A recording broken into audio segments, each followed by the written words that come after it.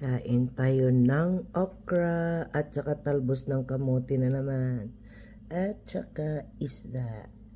Hindi ko alam anong pangalan tong isda na to. Tapos yung okra ko nilagyan ko ng bagoong na may sili na may lemon. Iyan. Papapaking ko lang yan guys.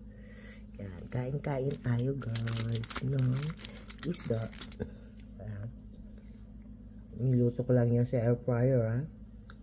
Kain. Sarap.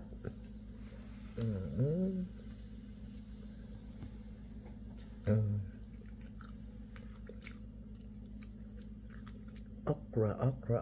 Ayan. Kain tayo guys. Kain.